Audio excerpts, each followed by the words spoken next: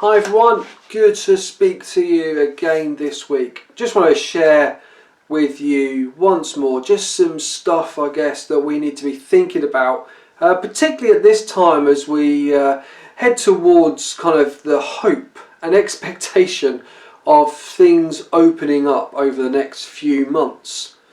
If you were watching on the live stream on Sunday, you will have had some issues with what technically is called buffering. Basically, I think like the internet just got overburdened this week for whatever reason. We didn't change anything on our end, as usual, and press the buttons as usual, but for some reason, I know that your experience of it, watching it at home, wasn't ideal. So apologies for that, but with technology, of course, it's great when it works, and it's a pain when it doesn't, because most of the time we have no idea why. Next week, I'm sure we'll all be back to normal. Here's praying and hoping anyway. But of course, technology is brilliant, and there's so many great examples of where technology is being used over this year. And yes, we may have Zoom fatigue, and we may be fed up of watching YouTube, and we may quite enjoy having a cup of coffee on our sofa watching the live stream or worship from other churches or whatever it may be, but it isn't the same. Let's be honest about it.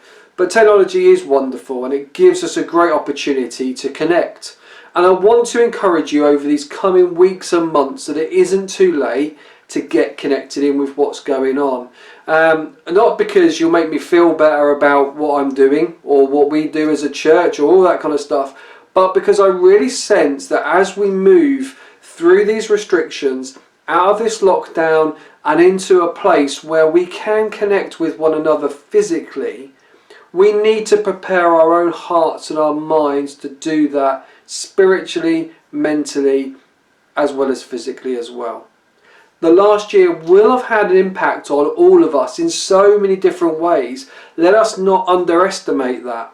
Let us not underestimate how not normal things are going to be for a few months yet, if not even into the medium future, maybe even to next year.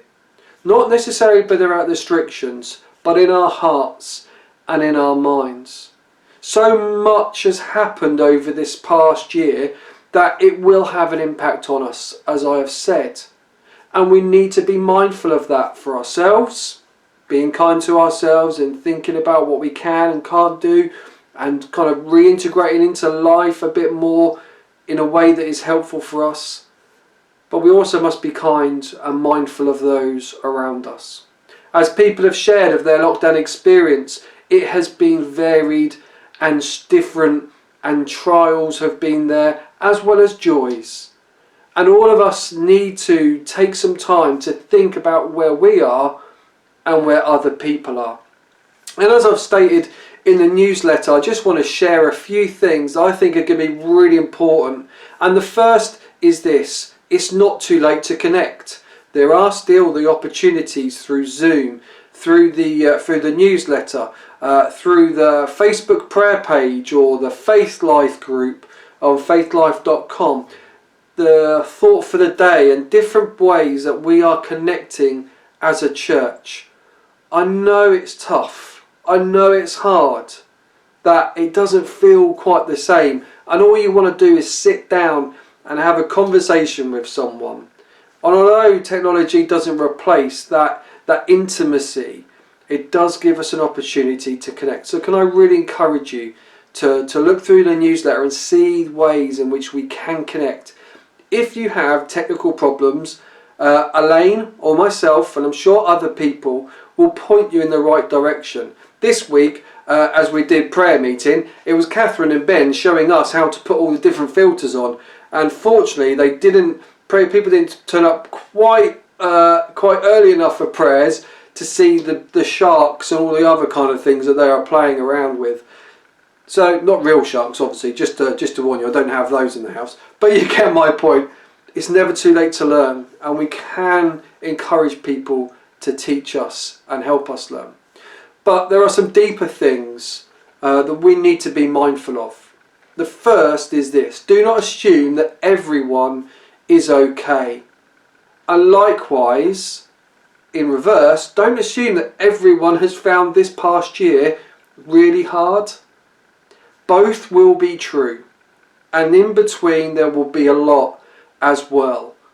There will be a lot for us to reflect on and think about, but let us not assume. Let us be gracious in the way that we ask questions and the way we talk to people. The second thing is this, connected in. Listen to people's stories. Listen to their experience. Listen to their feelings. We're not here necessarily to fix them. We're here to journey with them, to help them along the way. And what those things have happened in the past, we cannot undo. But we can travel and journey with people as part of our church and in our wider community. Ask people about their losses, their hurts, the things that have caused them the most challenge. Ask them about their joys and their successes and their celebrations that they've had. Yes, they may have been different, but they are still important markers in our lives. I encourage each of us then to be patient. To be patient, because not everyone will find it easy to open up about their experience of lockdowns and restrictions and isolation. Some people will need time, and maybe people need to get busy before they then unpack what's been going on in their lives.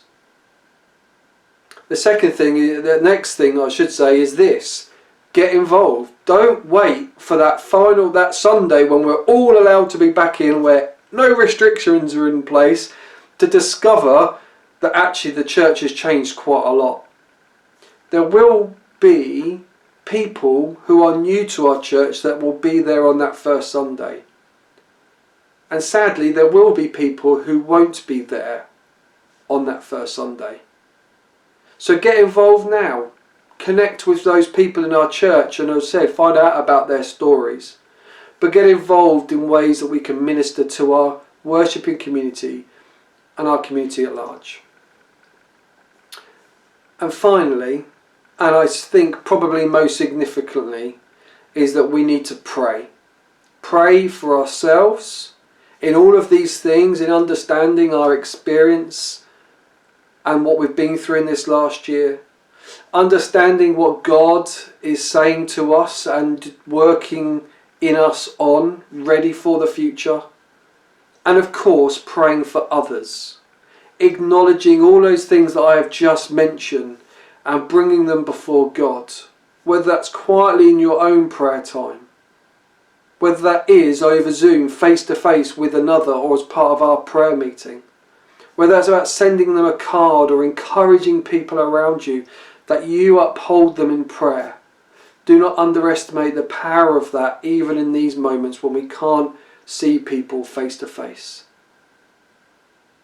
Pray about the opportunities that God is going to place in us as a church and in each of us in our daily lives, about how we minister to those in our community now and in the months to come. People all around our world, all around our community in Newark are hurting, and we need to be ready to serve and support them, as well as us going through that too.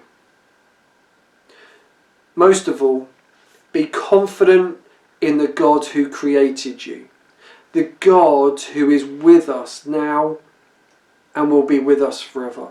The God who made you so unique that he laughs and smiles at his creation because he knows that it is good and he knows that it is for a purpose. And I pray you will know of that purpose and you will use that purpose for his kingdom in the days, the weeks, the months and the years to come. May God bless you each one today.